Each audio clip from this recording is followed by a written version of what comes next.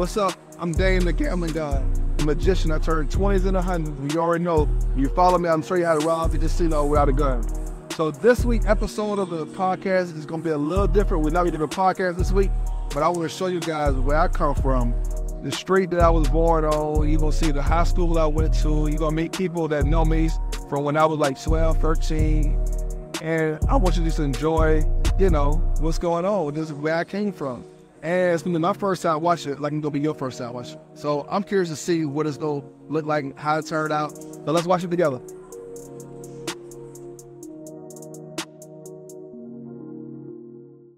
Magician, I turned 20s into 100s, roll the casino with my eyes closed, watch the money keep it coming.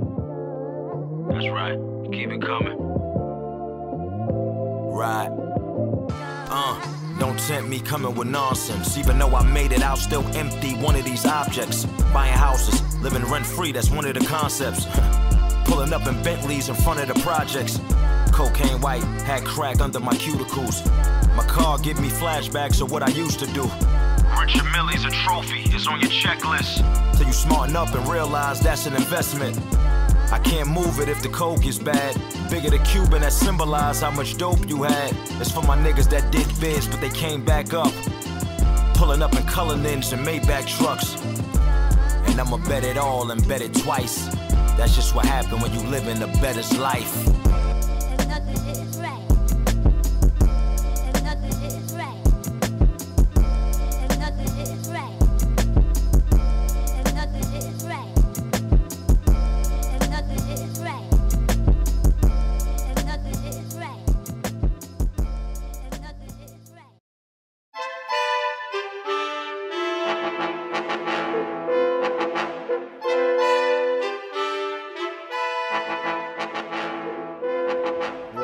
Baby.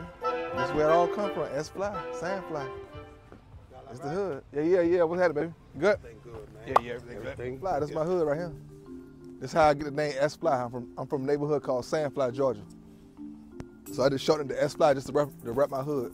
So my whole family live on this whole street, whole block. How I grew up, we didn't put no keys in the cars. I mean, we didn't lock no doors. The keys is in every car. So there's no such thing as my car and your car. Ain't no such thing as my car and your car. Whatever you jump in is what you jump in that day. Just put some gas in it, that's it. His grandmama done raised him. And me and him were close. Like the whole family was real close. Everybody, you know, we talk, do things. They weren't just like, people say, oh, I know that's a family. You know, our families was really take care of each other. And another thing was the men. I ain't say our men, all our men, you know, everybody coming out of them families with people learning to deal with things in life because we coming through crucial times. So we had a lot of alcohol. Our communities grew up off of what? Bootleg and moonshine. So in those times, we had a lot of old men that would drink and drink. So when we grew up in our families, we started seeing that, okay, there's a lot of pain still in the families, a lot of law ways in it, but there was a lot of healing and there was a lot of love. Cut the big shoe about this place now. You know what I'm saying? I told Shop we're gonna get it. You don't want them motherfuckers in your back door. Right. Yeah, I'm gonna get with him. I didn't know what shoes was till I turned about 5 or 6. We never wore no shoes or nothing. We always barefoot. Real country boys. We used to jump off of this and dive across. We didn't have the luxury of going to no pool. This is where we used to swim at right here. Salt water, Sandfly, Pinpoint. So Pinpoint, I'm gonna take you there too. That's like our sister neighborhood. We all family. And so when we got indicted, the name of the indictment was Sandfly, Pinpoint. And it's crazy because it wasn't always many of us, but we held strong though. Everybody in the city already knew. The boy from the fly and the point, you fuck with one, you gotta fuck with them all.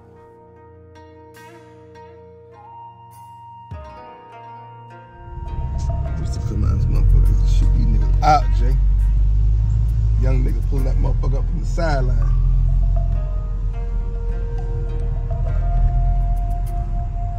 I know you got a few dollars on you. Put on. boy, you know I've been Hey, asking that's my main man Jay right there. Yeah, you know I've been asking about you. Yeah. And they say you been home for pull over here. Yeah, I got you. And they say you was home for Thanksgiving. That's one of the dudes taught me how to gamble right there. Yeah. I thought this little nigga. That little nigga loved to gamble when it's been like that. How old was I in the gamble house? When he was coming up, he was 14, 15, I guess. I can't quite remember. Like he loved to gamble. You know, when Stick was going to Savannah State and getting money. Like he seemed to have book sense and street sense. Yeah.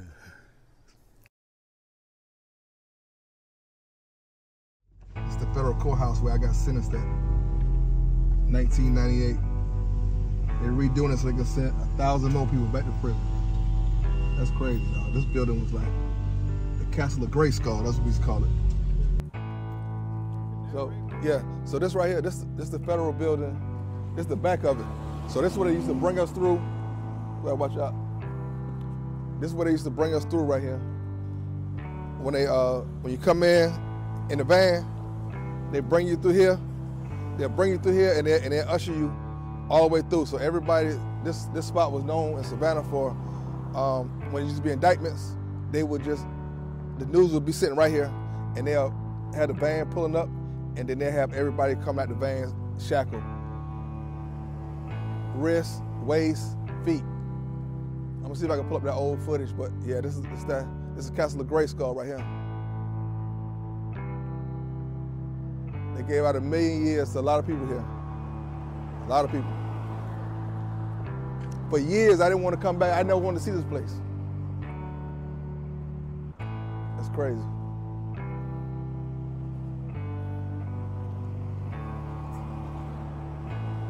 It's bringing back so many memories. Boy, it's crazy. So I got to take you by the house. It's called Oak Forest, neighborhood called Oak Forest. It's right next to the Savannah State campus. And when I was going to college, I was selling weed while I was there. And with my partners, Bug and G. So the house that we used to hang out at, the day before the feds came and picked me up, which was August 19th, August 18th, they came and kicked the door in. Not knowing I was there, they got a tip that somebody was selling weed out of that apartment. So they kicked the door in, laid us down, me, Bug, his nephew, and there was 2 chicks in there, because school was about to start, so we was registering for school. I remember it was dry, there wasn't no weed around. I had money to buy some weed, but couldn't find none. So I had like $100,000 in my softball duffel bag. They came and kicked the door in, laid us down, searched the house, didn't find anything. So the head guy, CNT, I can't think of his name, he came and saw me and called me by name. He was like, "Tori, what the hell you doing here?" I looked up at him. He told the dude, "No, go get the dogs, come back in here. If he here, something in here." They tear the house up, still didn't find nothing. They found like a scale, some little residue, some little bullshit. So then they couldn't arrest me because the reason he knew me was because he knew I was on an indictment. The very next day, the feds was coming to pick me up. And he was gonna be in on that raid, so he already knew, what the fuck he doing to him? But these little weed dudes, they had me on some, on some other charges. So they came and searched the house. Didn't find shit. But I had $100,000 in the duffel bag in my partner's trunk. His car was parked out front. So they go open the trunk, search the back, find $100,000. And he was like, "Yeah, I knew something. If he over here, something going on." So they couldn't arrest me. So they kept us in the house for like 2-3 hours, cuffed and shit like that. So when I come out the house, there's some real shit. I walk out the apartment, walking down the street. You know everybody, when shit happen, all the neighbors, everybody outside. So as I'm walking down the street, I hear, what the fuck? Yo, Stick. I'm like, it was my uncle's. It's like, so I go jump in, they was in the van, I go jump in the van. So like, "Boy, you good?" I'm like, yeah, I'm good, whatever. I said, "Man, that shit was funny." they came in here, the dude knew me by first name. Like, that shit was crazy. Like, and I told him what happened. I said, man, we need to clean up. Because shit ain't something just don't sit right with this. By the way, that's the high school I went to. Jenkins High School. That shit looked totally different now than when we went. So,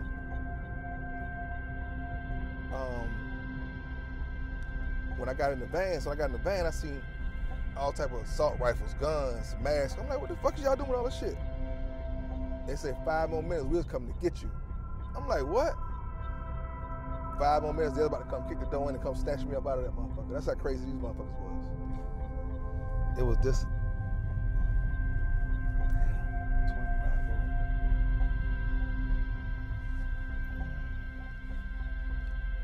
Man, I ain't been back here. Let's get up. This happened August 18, 1998. I haven't been back here since then. That's crazy. They had cars everywhere. That was almost 25 years. I ain't been back since. So when I tell you, when I walked out of here, I was walking toward that way. So Uncle was sitting in the cut over there. So like, yo. So that's when I go running through the cut. We outside casing the folks with the goddamn guns and choppers and the ski masks, about to bust in and go get it. He don't know nothing about that. We told him about that shit later on. Me and one of our brothers. And that's just how much we love him, man. We weren't gonna let him go down like that, you know what I'm saying, without a fight. You know what I'm saying? That's how we knew it was fishy that night. I told him, when I told him the whole story, I said, man, this don't sit right. Dude, he knew my first name. And then, you know, in Savannah, small town, they lock you up for anything. A seed, they gonna lock you up. So I said, that wasn't right. They just let me go, that wasn't right. They knew they was coming to get us the next day, so we ended up cleaning everything out, just being precautious. And the very next morning, 5 o'clock in the morning, they came and picked everybody up came and picked us on a federal indictment. They picked up 28 people, put 14 in the state and 14 in the feds. That shit was crazy. But had they not kicked that door in that night, they would have caught us slipping. But because I said, nah, something ain't right, we got everything. And when they came to kick the door the next day, they didn't find no work, no money, no nothing, and no house. They found like a little shit here and there, but they didn't really find nothing.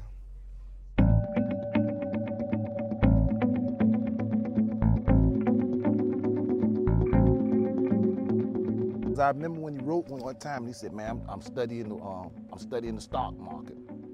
Man, I'm learning to do the stocks. I'm learning this math on this. And I always called him fingers, called him numbers. Why? He used to roll the dice back in the day. Took over bad something. I used to be scared for him because he go in the dice game and beat them boys so bad. I just say, man, I got to stand here and watch because I know they're going to want to do something to him in a minute. Yeah, he used to tear that city up. Go in there, all that city, tear him up. Tear him up. You know what I say? Tear him up. Man, I met him a while ago. Just been following his footsteps, hitting jackpot left and right. Buddy really the GOAT, man. I'm telling you, you can't go wrong choosing his picks. Can't go wrong. The first rule is, he always said don't bet with your heart, but sometimes you just gotta, you're gonna have good days and bad days. Had a good week last week, had okay this week, but if you got the money to do it, you know, you can't, I mean, look how he winning every day. You know, why not? You know, I only buy his. You know, I know a lot of guys out there got their own thing too, but nah, I stick with him because he's a smart dude. You know how to do it. And other than that, man, I get that money off him. Get that money off him. He's always been a gambler. Yeah. You know, ever since we were playing CeeLo in them hotels, you know what I'm saying, throwing that thing on the floor. Got what he always say, I got the bank. Cover it up, don't even know what might be in that hat. I got the bank. When our hat lift up, woo! Stick down Lake the Park. Can't say no more. He a winner. That's all it is. We were born a winner. I was like, you know, let me hold the ray. He's like, all right, come get it. So he didn't let me hold it for a day. He let me hold it for like 4 days. So I was like, man, I want to get me one of these. Like, I ain't never been a car dude in my life. Like, I'm, you know, real low key. But when I was riding that Wraith, I'm like, I'm going to get one of these. So I ended up researching online where I can get me one. So I flew to North Carolina. From Atlanta, I was like, I'm going to get me a Wraith, right? So I pull up on them. And when I pull up on the lot, I went in, I was like, I mean, I just got that energy. Like, I don't feel like nothing is without limits. You know, nothing. I don't have no limits. I don't have no boundaries. So I went, I was like, I won't, you know, I came over here to get one of these Wraiths. They ran my credit. It was like, how much you putting down? I was like, I ain't putting nothing down. They was like, you ain't getting no Wraith. So that's how that went. So I ended up getting a Bentley though, right? I got a Bentley. I got the little brother. But I'm saying all this to say, you know, it was through being around a winner. Like, Stick is a winner. And, you know, he don't care about material, man. And, you know, that's big in our society these days. But, you know, he let me hold the Wraith. And because of that, I went and got me a Bentley. And, you know, we'll talk about how that's a deal closer a little bit later, but just wanted to speak to the ability to use your resources to empower others. So, I mean, if you don't do nothing else, man, be around winners, man. This dude is a winner. And I consider myself to be a winner. Like, don't pass it to me, because if you pass it to me, I'm shooting it. I'm not swinging it.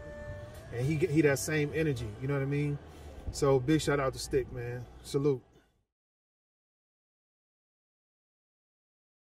When Stick come home and he's learned the stock market, this is what we needed to teach our young men. That there were other alternatives to our survival mechanism that we learned as teens. See, we just learned the survival mechanism. We was family, but we wasn't no drug family. See, wasn't no drug family. We was family, but we had to learn alternative ways to survive. So now we come out with educated minds and we start to teach these youth, and the brothers show examples of what you could do outside of the streets. And I know a lot of people see that happen, and you know, you gotta give them praise, bruh. You went and took the stock market, you took it to the next level. You took the thing what they took in prison, running tickets and numbers, and you turned it into a legitimate business. Now that's alchemy in my book. See, alchemy is learning to turn lead to gold, a dead state to life. See, so you took a state in prison where we learned the numbers and all of the sports things, and you brought it out here and you turned it into a legitimized business. Now that's a mastermind. You got to, so that means you didn't stay stuck in the hole. See, some of us, wherever we started at, they can't go no further. A lot of jokers come out of prison, their vision can't go no further than where they left. So when you see a brother extend himself past that, you don't hate on him, give him love and respect, because you want the rest of the youth to do the same thing. We love him, and we behind him 100%. And the city behind him 100%. Good or bad. And we don't do not respect people, and we don't want people to respect us. Thank you. Magician, I turned 20s into 100s, round a casino with my eyes closed, watch the money keep it coming. That's right, keep it coming. Right. Don't tempt me coming with nonsense. Even though I made it out, still empty one of these objects. Buying houses, living rent-free, that's one of the concepts. Pulling up in Bentleys in front of the projects. Cocaine white, had crack under my cuticles. My car give me flashbacks of what I used to do. Richard Millie's a trophy, it's on your checklist. Till you smarten up and realize that's an investment. I can't move it if the coke is bad. Bigger the Cuban that symbolize how much dope you had. It's for my niggas that did bids, but they came back up. Pulling up in Cullinans and Maybach trucks. And I'ma bet it all and bet it twice. That's just what happened when you live in the bettor's life. Nothing is right.